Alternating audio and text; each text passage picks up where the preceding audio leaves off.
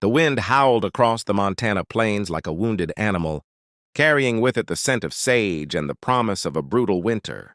Margaret stood on the wooden platform of Fort Benson, her worn carpetbag clutched against her ample frame, watching the last wagon train disappear into the horizon. 23 women had arrived on the settler brides train that morning. 23 women seeking new lives, new hopes, new beginnings in this untamed land. 22 of them were already claimed, swept away by eager ranchers and miners who'd traveled, days for the chance at companionship. Only Margaret remained.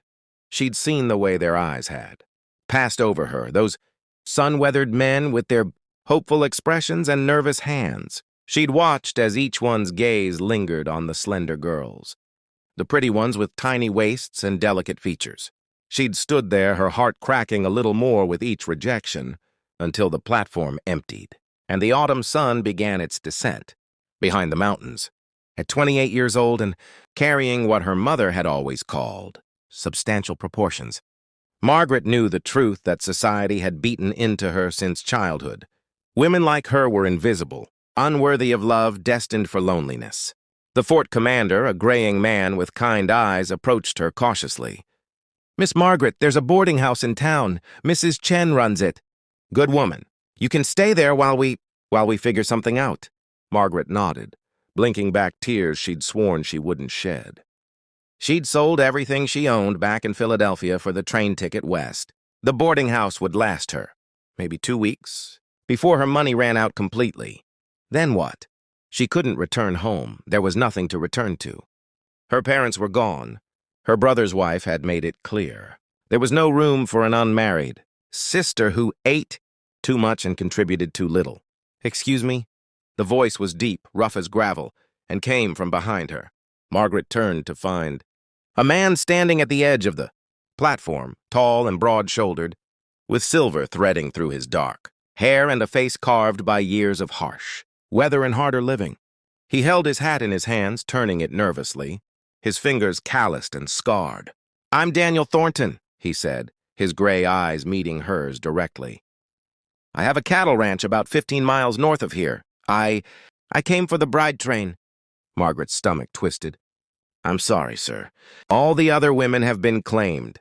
I'm the only one left, and I understand if—" She took a breath, forcing the words out with as much dignity as she could muster. "No one loves a fat girl, sir. I know what I am, but I can cook. I can clean. I can work harder than most men. If you need a housekeeper, I could—" "Stop!" His voice was firm but not unkind. He stepped closer, and Margaret noticed the deep lines around his eyes, the gray stubble on his jaw. "May I speak plainly, Miss?" "Margaret O'Brien. Miss O'Brien, I lost my wife 3 years ago to fever. And my boy, my son James, he died 2 years back, kicked by a horse. He was only 16. Daniel's voice cracked slightly, and he cleared his throat. "I've been alone out there since then. I have 2 ranch hands, good men, but a ranch that size needs— He paused, seeming to search for words. "I didn't come here looking for love. Miss O'Brien, I came looking for a partner. Someone strong enough to survive this land. Someone real."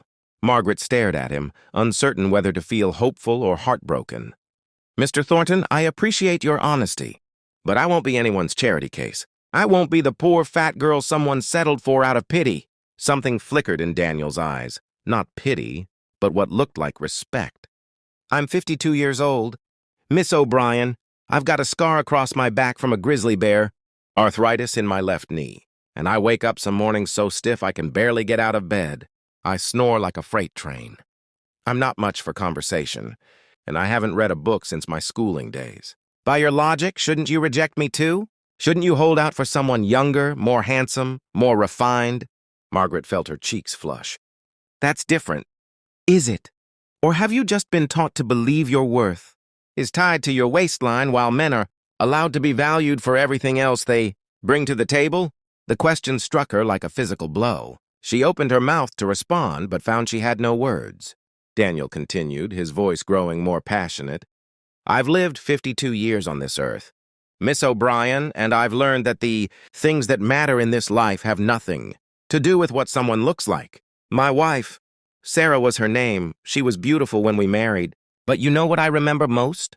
The way she'd sing while making bread. How she'd sit with a sick calf all night, keeping it warm. The sound of her laugh when something truly delighted her.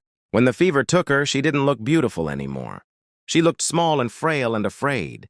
But I loved her more in those final moments than I ever had before. Because I knew the size of her heart, the depth of her courage. Margaret felt tears streaming down her face now, unable to stop them. "I need someone who can survive hard winters and harsh summers," Daniel said. "Someone who won't break when the loneliness gets heavy. Someone who knows what it means to be overlooked and underestimated.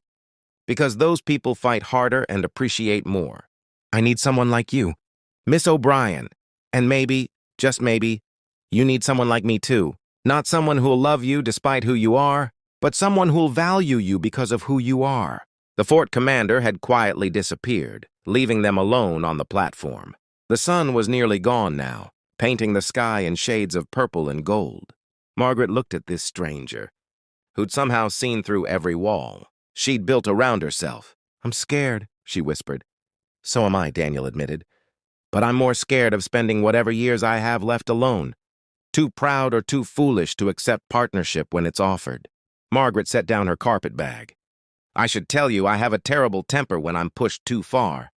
I read novels, lots of them, which some people find unseemly. I have opinions about things women aren't supposed to have opinions about, and I will not, under any circumstances, be treated as less than because of my size." A smile tugged at the corner of Daniel's mouth, the first she'd seen from him.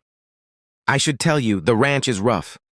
The roof leaks in 2 places. I'm not good at expressing feelings. I'm set in my ways. And I have a cattle dog named Bear who thinks he runs the place and will absolutely sleep on the furniture no matter how many times I tell him not to. Despite everything," Margaret laughed, a real laugh that came from somewhere deep inside her.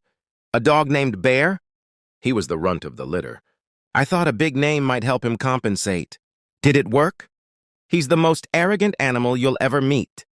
They stood there in the fading light, 2 broken people who'd survived losses and rejections that would have destroyed lesser souls. The wind had died down, and in the sudden quiet, Margaret heard something she'd almost forgotten existed. Possibility. "I make excellent pie," she said finally. "Apple, cherry, peach. My biscuits have won ribbons back east. I can make a chicken last for 5 meals, and I know 47 different ways to prepare potatoes." Daniel's eyes lit up with genuine pleasure. "I haven't had a proper pie in 3 years. Then I suppose you'd better take me home, Mr. Thornton?" He picked up her carpet bag as if it weighed nothing, then offered her his arm. As they walked toward his wagon, he said, "We'll do this proper. A real wedding with the circuit preacher when he comes through next month. Separate rooms until then, if that's what you prefer. And Margaret, may I call you Margaret?" "Yes, Margaret." "I can't promise I'll always say the right thing or do the right thing. I can't promise this'll be easy. But I can promise you'll never be invisible again. I see you. I value you. And whatever we build together, it'll be built on respect and truth." That night, as the wagon rolled north under a blanket of stars, Margaret sat beside Daniel Thornton and felt something she hadn't felt in years. Hope. Not the desperate, grasping hope that comes from wishing things were different, but the solid, substantial hope that comes from being seen, being valued, and being given a chance to prove your worth.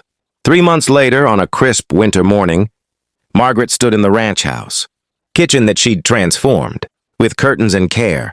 Through the window, she watched Daniel working with the horses, his breath fogging in the cold air.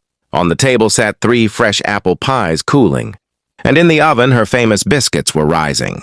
Bear the dog lay at her feet, having decided within hours of her arrival that she was his favorite person. When Daniel came in for lunch, stamping snow from his boots, he stopped in the doorway and just looked at her, really looked at her, with an expression that made her heart skip. "What?" she asked, suddenly self-conscious. "I was just thinking," he said slowly, "about what you said that day at the fort. About nobody loving a fat girl." Margaret tensed, old wounds ready to reopen.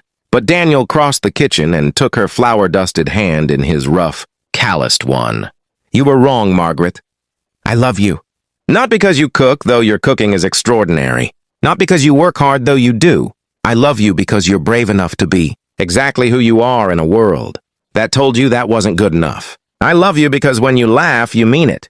Because you read those novels out loud to me in the evenings and explained the parts. I don't understand. Because you've made this house a home again. Margaret couldn't speak through her tears. I love you, Daniel continued, his voice rough with emotion. Because you're you, all of you, every single part. And I'm the luckiest man alive. That everyone else on that platform was too, blind to see what I saw. She threw her arms around him then.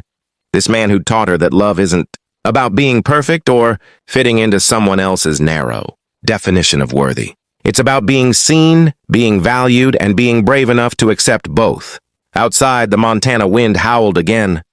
But inside the ranch house, there was warmth and laughter and the smell of fresh pie, and two people who'd found each other not despite their imperfections, but because of their willingness to see past the surface to the extraordinary humans underneath. Sometimes the greatest love stories aren't about finding someone perfect. They're about finding someone real.